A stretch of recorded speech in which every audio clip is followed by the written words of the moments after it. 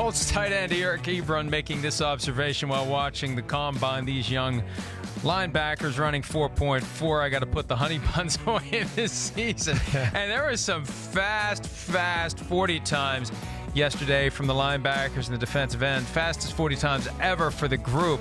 How about Montez Sweat, 260-plus pounds, 4.41. Linebacker Devin White, 4.40.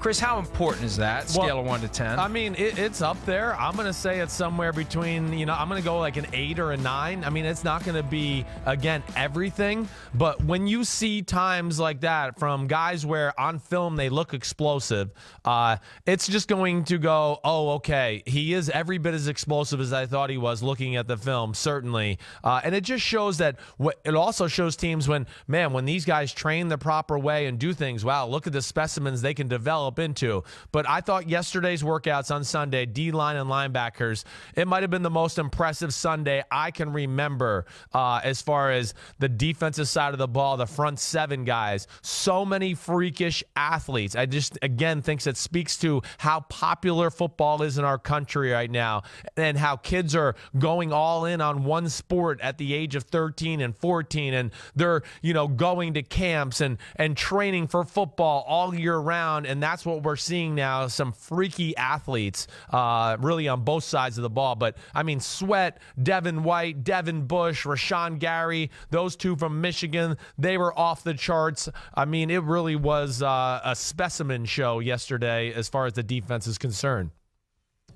And I wonder why this year it's clustered in that spot. Is it just a statistical anomaly, or is there something to be said for, the bigger guys learning the techniques? They're not just big, heavy guys. They're getting stronger. They're getting faster. They're getting the most out of their frame. They're putting the most bulk on it, and they're finding the best way to move from point A to point B. Yeah, I think so. It's become a little bit more of a science test, as far as a specimen for football where, guys like Montez Sweat or a Devin White from LSU, when their season ended, I mean, they've been living to a T the last 6 weeks as far as just healthy eating, correct training, correct rest, correct, ways to,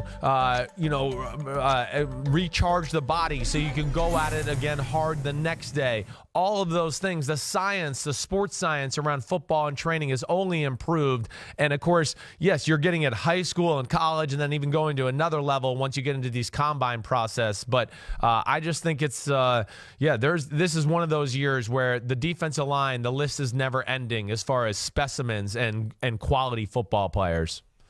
And I think we're kind of onto something here from the standpoint that the NFL wants everything to be the same year in and year out. So it's basically an open book test for all of the prospects. And here we are, 40, 50 years into this thing where, and at least 15 where it's a huge deal, you know exactly what is expected of you. And the preparation process has been perfected because it never changes, Chris.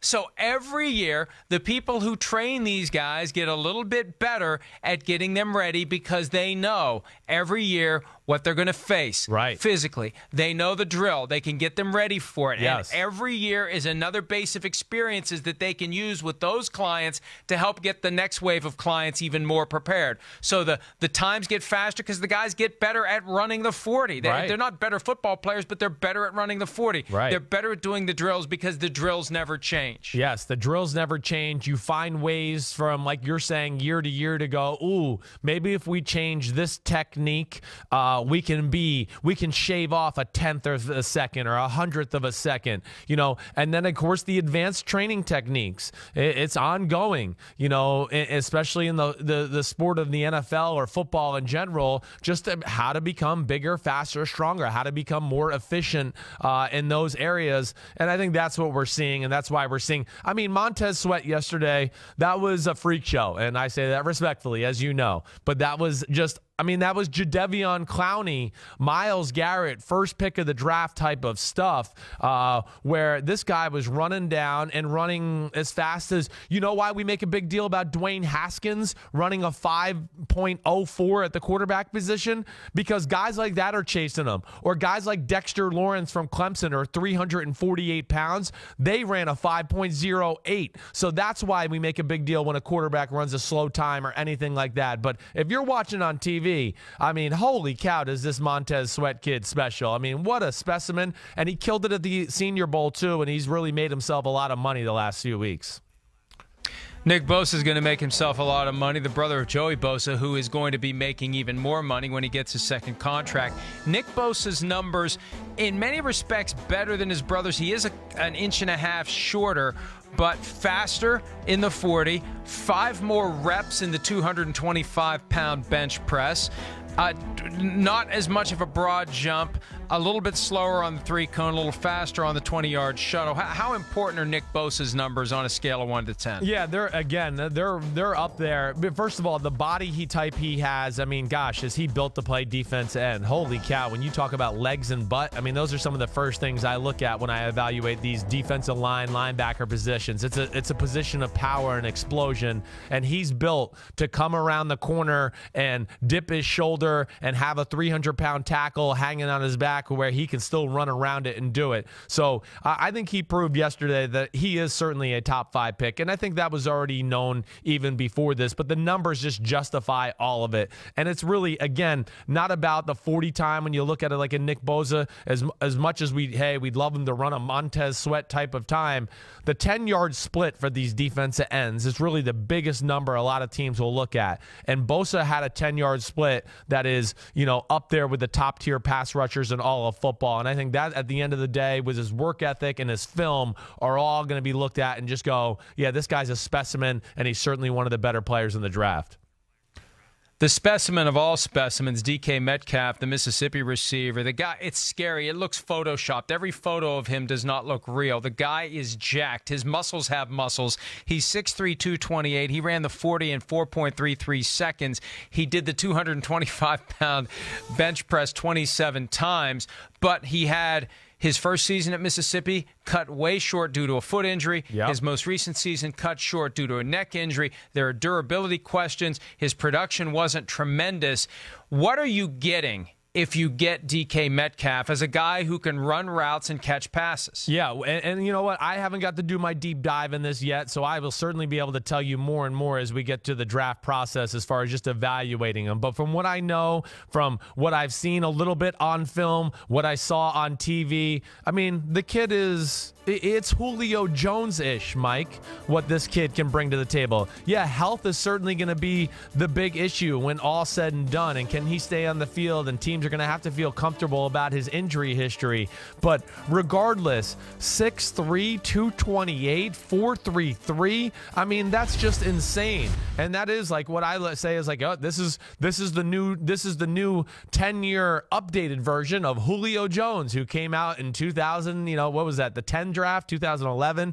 11. But it just, again, I think shows you the specimens are only going to get better as we go along, right? Just how you kind of started off talking about this to start the segment. You're just the training, the attention to detail as far as your body, route running, everything like that. It just continues to get better and better. And DK Metcalf was a star among stars on the Saturday workout and is going to be probably a top 10, top 12 pick, especially now that he hammered it home with these numbers.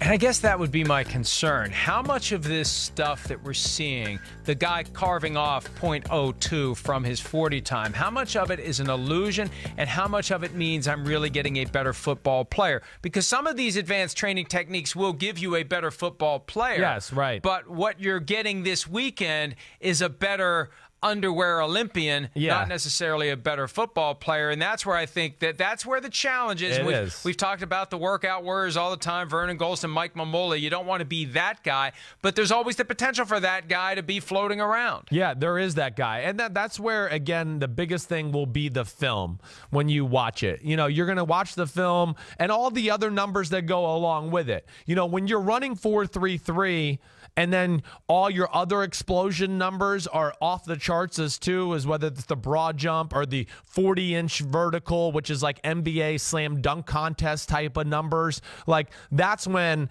all the coaches are going to go, wait, okay, the film, he's fast, he's big, explosive. Holy cow, all his numbers that talk about explosion are off the charts too, where then you could see other combine guys like you're talking about who have mastered a certain part of the test, right? Where, wow, they ran a good 40 time, but their vertical leap was only like 29 inches, and their broad jump's not that very good. That's when I look at things and go, oh, they've mastered the science of the 40, but I'm not so sure they're exactly gifted explosive-wise when I look at their other numbers, and that's where you're, like you're saying, you're going to have to balance that out and go watch the film and go, was this guy just a really good science experiment and had the 40 down, or is the explosion really legit and true? And that's, hey, that's why GMs and head coaches are paid big money. Hi, I'm Mike Tirico, and thanks for watching. Make sure to hit subscribe for the latest news and highlights from NBC Sports.